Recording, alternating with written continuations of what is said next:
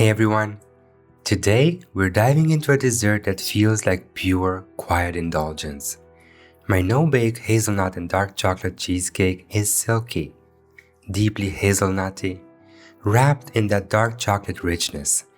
And it's sugar-free, of course. Let me show you how it all comes together.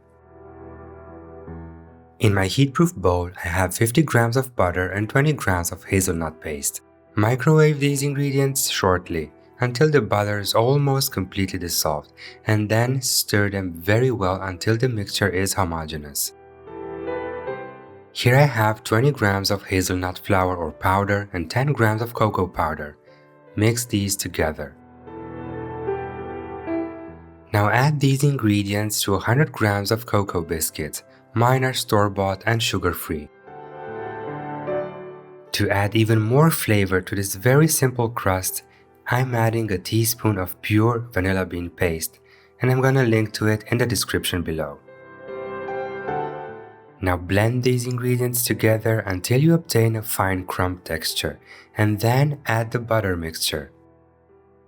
Now run the blender again for half a minute or so, then give the buttery biscuit mixture a good stir, and run the blender again. This way, all the biscuit crumbs are evenly coated with butter and hazelnut paste. This is an adjustable cake ring, and I fixed it on 18 centimeters. Get the biscuits in and at first level them with a small spoon.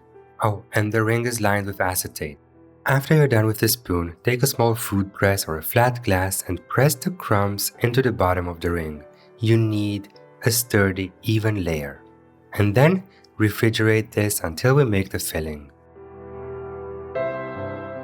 The filling starts with 3 gelatin sheets hydrated in ice-cold water. Set the gelatin aside for now.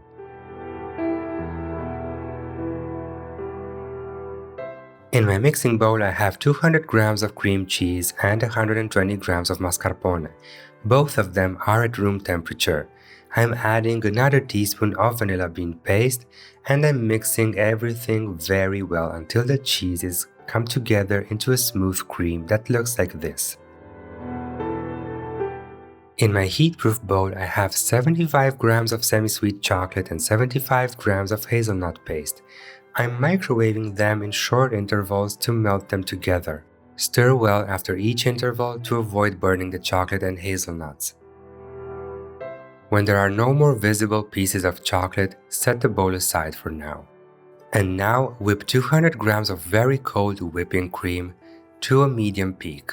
And until I do this, you can hit that subscribe button. Thank you. And there it is, a medium peak. And now add 80 grams of erythritol to 75 grams of milk. Microwave these ingredients in intervals and stir between them. When the thermometer reads 60 degrees Celsius, it's time to add the gelatin. Squeeze out the excess water, we don't need any more liquid, and add the hydrated gelatin to the warm milk. Stir it in until it dissolves completely. This will take no more than 10 seconds. Now pour the warm milk over the lukewarm chocolate mixture and stir very well. Even though at first it seems kinda split, don't worry. Just keep mixing and it'll turn into this beautiful chocolate mixture. Now mix the cheese mixture into the whipped cream. I like to do this with the whisk to ensure a perfectly homogeneous result, but then I always switch to a silicone spatula to scrape the sides and bottom of the bowl and remove the big air bubbles. Now pour the entire still lukewarm chocolate mixture over the cheese mixture and start folding it in with the whisk. The folding becomes mixing as the mixture liquefies, and that's exactly what you want. Now scrape the sides and bottom of the bowl and mix again with the whisk to make sure that the filling is perfectly homogeneous, and that's how it should look. Smooth and shiny. As always, finish off with the silicone spatula to scrape the sides and bottom of the bowl. And now, pour this delicious chocolate and hazelnut cream over the cool biscuit base.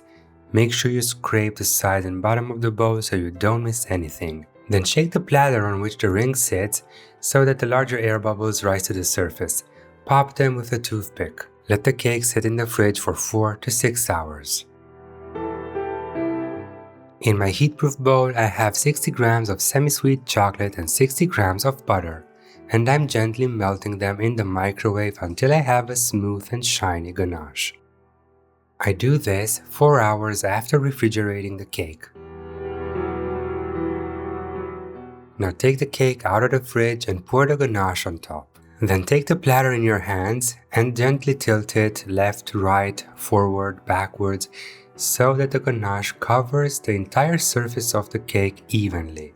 Let it sit in the fridge for another hour. And then it's finally time to take this cake out of the ring and enjoy it. And this is why I like these adjustable cake rings. It's so easy to work with them. And look how beautiful the sides are once you peel off the acetate.